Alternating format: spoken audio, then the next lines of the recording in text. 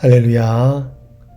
좋으신 우리 주님의 은혜와 평강이 오늘도 여러분들의 삶에 가득 넘치시길 바랍니다. 11월 18일 목요일 저희들에게 주신 하나님의 말씀은 사사기 8장 22절에서 35절 말씀입니다. 사사기 8장 22절에서 35절 말씀입니다. 제가 말씀을 읽도록 하겠습니다. 그때에 이스라엘 사람들이 기드온에게 이르되 당신이 우리를 미디안의 손에서 구원하셨으니 당신과 당신의 아들과 당신의 손자가 우리를 다스리소서 하는지라. 기드온이 그들에게 이르되 내가 너희를 다스리지 아니하겠고 나의 아들도 너희를 다스리지 아니할 것이요 여호와께서 너희를 다스리시리라 하니라. 기드온이 또 그들에게 이르되 내가 너희에게 요청할 일이 있으니 너희는 각기 탈취한 귀고리를 내게 줄지니라 하였으니 이는 그들이 이스마엘 사람들이므로 금 귀고리가 있었음이라. 무리가 대답하되 우리가 즐거이 드리리이다 하고 겉옷을 펴고 각기 탈취한 귀고리를 그 가운데에 던지니 기드온이 요청한 금 귀고리의 무게가 금 1700세겔이요 그 외에 또 초승달 장식들과 폐물과 미디안 왕들이 입었던 자색 의복과 또 그 외에 그들의 낙타목에 둘렀던 사슬이 있었더라. 기드온이 그 금으로 에봇 하나를 만들어 자기의 성읍 오브라에 두었더니 온 이스라엘이 그것을 음란하게 위함으로 그것이 기드온과 그의 집에 올무가 되니라. 미드안이 이스라엘 자손 앞에 복종하여 다시는 그 머리를 들지 못하였으므로 기드온이 사는 40년 동안 그 땅이 평온하였더라. 요아스의 아들 여룹바알이 돌아가서 자기 집에 거주하였는데 기드온이 아내가 많으므로 그의 몸에서 낳은 아들이 70명이었고 세겜에 있는 그의 첩도 아들을 낳았으므로 그 이름을 아비멜렉이라 하였더라. 요아스의 아들 기드온이 나이가 많아 죽음에 아비에셀 사람의 오브라에 있는 그의 아버지 요아스의 묘실에 장사되었더라.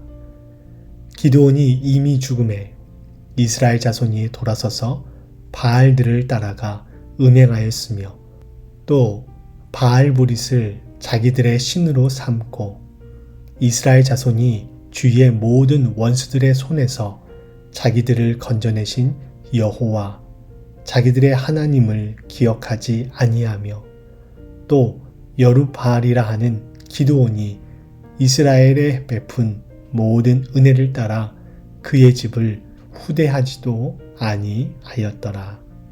아멘. 우리가 어떤 사람에 대해서 이야기를 하고 평가를 내릴 때 그 사람의 업적과 더불어 사람 됨됨이를 가지고 평가할 때가 많이 있습니다.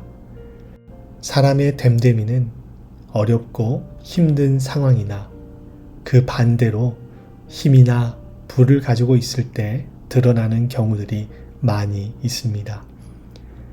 유명 연예인이나 정치인 또는 기업가 등을 통해 우리는 이러한 경우들을 종종 보게 됩니다.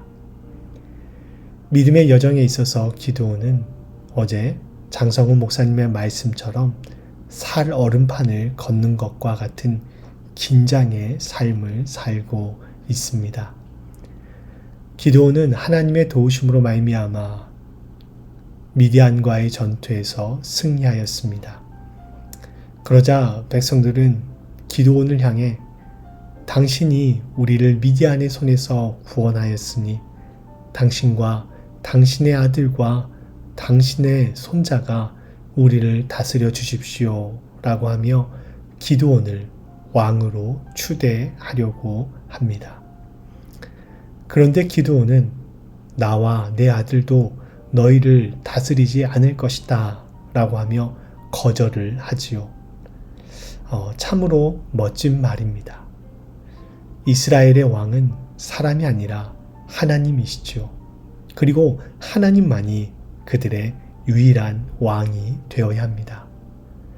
그런데 이렇게 멋진 말을 한 기드온이 이것을 끝까지 유지하지는 못합니다.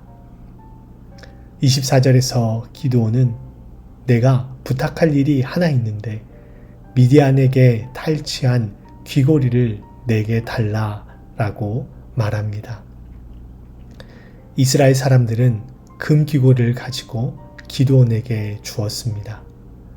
기드온은 금 1700세겔과 초승달 장식들과 폐물, 그리고 미디안 왕들이 입었던 자색 의복과 또 그들의 낙타목에 둘렀던 사슬을 갖게 되었습니다.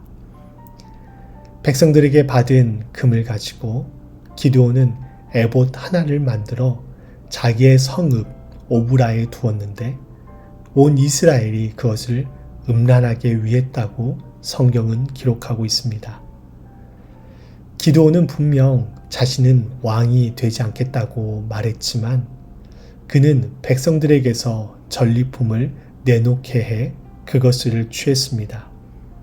그렇게 취한 금을 가지고 에봇을 만들어 자기의 성읍에 두었습니다.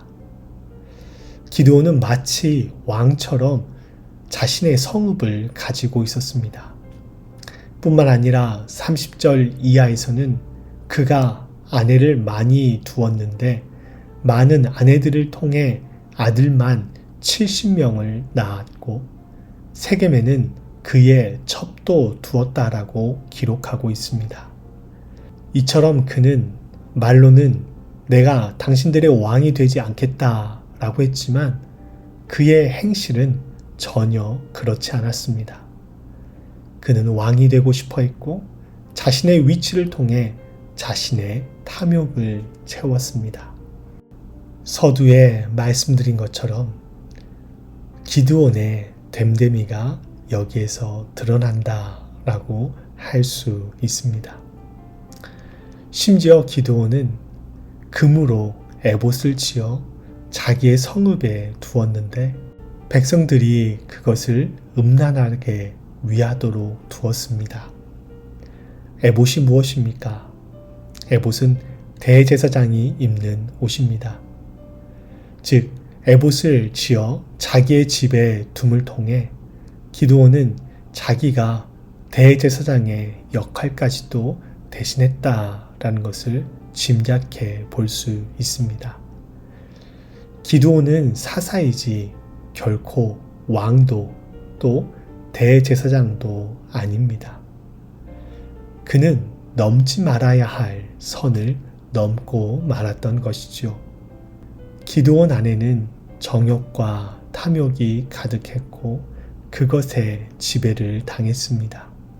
그리고 그런 그의 모습이 본인을 넘어 그의 집안과 이스라엘까지도 영적으로 넘어지게 하는 올무가 되어버렸습니다. 힘과 권력과 명성이 뒤따르자 그 안에 자리 잡고 있던 정욕과 탐욕이 본 모습을 드러낸 것이지요. 이런 기드온의 모습을 통해서 알 수 있는 것은 사람은 의지할 대상이 아니라는 사실입니다. 기드온은 분명 하나님의 구원 역사에 크게 쓰임받은 인물이었습니다. 그렇다 하더라도 그 역시 사람이지요. 사람은 언제라도 넘어질 수 있는 연약한 존재입니다. 아마 성도님들 주위에 좋은 분들이 많이 계실 것입니다. 닮고 싶고 배우고 싶고 또 존경할 만한 그런 분들이 계실 것입니다. 그러나 우리는 기억해야 합니다. 아무리 좋은 모습이 보여도 아무리 닮고 싶고 존경하고 싶은 부분이 있어도 사람은 사람일 뿐입니다. 연약하고 나약한 존재, 작은 유혹에도 쉽게 쓰러질 수 있는 존재임을 기억하고 사람이 아닌 우리의 진정한 왕이 되시고 영원히 변치 않으시는 하나님을 의지하는 우리 모두가 될 수 있기를 바랍니다. 기드온이 이렇게 영적으로 넘어지긴 했지만 자비로우신 우리 하나님은 그가 살아있는 40년 동안 그 땅에 평안을 가져다 주셨습니다. 그런데 문제는 그 다음이었습니다. 기드온이 죽자 이스라엘은 언제 그랬냐는 듯이 주위의 모든 원수들의 손에서 자기들을 건져내 주신 하나님을 잊어버리고 가나안의 바알을 섬기기 시작했습니다. 기드온이 힘과 지위를 가지고 있었을 때 겸손히 자신의 탐욕과 욕망을 내려놓고 다음 세대를 양성하는 일에 집중하였으면 어땠을까 라고 하는 아쉬움을 갖게 하는 대목입니다. 기드온이 보여준 연약한 모습에 대해서 조금 더 살펴보면 좋겠습니다. 기드온의 연약한 모습은 실은 우리의 모습이라는 사실을 우리는 부인할 수 없습니다. 우리도 복음을 위해 주님의 몸된 교회를 위해 일하고 봉사한다고 하지만 어느 순간 나도 모르는 사이에 주님이 받으셔야 할 영광을 받고 싶어하고 주님을 높이기보다는 내가 높아지고 싶어하는 모습이 우리 안에 있음을 겸손히 인정해야 합니다. 그리고 무엇보다 중요한 것은 그러한 마음이 자라나지 않도록 날마다 나 자신을 십자가 앞에 내려놓아야 한다라는 것입니다. 사도 바울은 나는 날마다 죽노라 라고 고백했습니다. 그의 고백 안에는 사람들에게 인정받고 칭찬받고 싶은 마음, 높아지고 또 복음이 아닌 자신의 욕망을 따라서 살고 싶은 마음이 포함되어 있을 것입니다. 예수님께서는 누구든지 나를 따르려거든 자기를 부인하고 자기 십자가를 지고 나를 따를 것이니라 말씀하셨습니다. 예수님의 말씀에 의하면 그리스도인이 되려면 예수님의 제자가 되려면 자기를 부인해야 합니다. 그리고 자기 십자가를 져야 합니다. 여기에서 자기 십자가라고 하는 표현에 주목해 보고 싶습니다. 자기 십자가는 각자가 지는 십자가를 말합니다. 즉, 각자가 포기해야 하는 욕심, 탐욕, 정욕이 있다라는 것입니다. 제가 져야 하는 십자가가 있고 여러분이 져야 하는 십자가의 모습이 다르다라는 말씀인 것이죠. 누군가에게는 그것이 재정적인 부분이고 또 누군가에게는 사회적 지위, 권력 또는 그 무엇도 될 수 있습니다. 그것이 무엇이든 간에 상관없이 그리스도의 십자가의 사랑, 하나님의 다함없는 사랑이 우리를 살렸고 지금의 우리가 되게 했음은 변함이 없는 사실입니다. 그 사랑의 감격, 그 은혜를 기억한다면 우리는 그 사랑 앞에 겸손해질 수밖에 없고 또 낮아질 수밖에 없습니다. 그리고 그 사랑은 우리를 높은 곳이 아닌 낮은 곳으로 초대하고 있습니다. 높아지고 드러내고 인정받고 더 많은 것을 소유하고 싶은 마음이 드는 것은 어쩔 수 없습니다.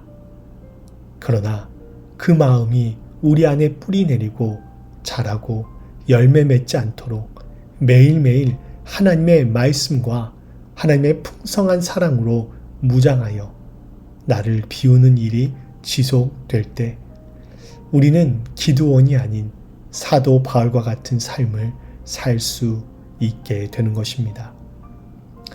저와 여러분이 매일매일 하나님의 말씀과 하나님의 그 풍성한 사랑 안에서 나를 비우고 비워 기드온이 아닌 사도 바울의 길을 걸어가는 귀하고 복된 삶을 살아갈 수 있기를 주님의 이름으로 축원드립니다. 함께 기도하시겠습니다. 살아계신 하나님, 우리 주위에 참으로 좋은 분들이 많이 계십니다. 나를 사랑해주고 격려해주며 기도해주는 분들, 방황하고 비틀거릴 때 옆에서 손잡아주고 바른 길로 인도해주신 분들, 힘들고 어려울 때 위로해주며 눈물 닦아주신 고마운 분들이 있습니다. 그러나 기억해야 할 것은 그들에 대한 감사와 고마움, 존경의 마음은 같되 그들을 의지의 대상으로 대상화하지 말아야 한다라는 사실입니다. 저희가 의지해야 할 분은 오직 한 분, 하나님 한 분밖에 없음을 고백합니다. 하나님만이 우리의 참 위로이시며 하나님만이 저희의 참 도움이시고 하나님만이 저희의 참 소망임을 고백하며 하나님만 바라보는 저희들 모두가 되게 하여 주시옵소서. 하나님의 역사의 한 페이지에 사용받은 기드온이었지만 그는 그 안에 떨어진 탐욕과 정욕을 그대로 방치해버렸고 그것에 잠식되어 버렸습니다. 이런 기드온의 모습이 저희들의 모습이 될 수 있음을 반면 교사 삼고 매일매일 말씀 안에서 하나님의 그 풍성한 사랑 안에서 저희를 비우는 저희들 모두가 되게 하여 주시옵소서. 각자가 비울 욕심, 각자가 져야 하는 자기의 십자가가 있습니다. 그것이 어떠한 모습으로 저희를 찾아오든 십자가가 저희의 최고의 가치이며 십자가만이 저희를 살리는 유일한 길임을 놓치지 않고 그 길로만 올곧게 걸어가는 저희들 모두가 되게 하여 주시옵소서.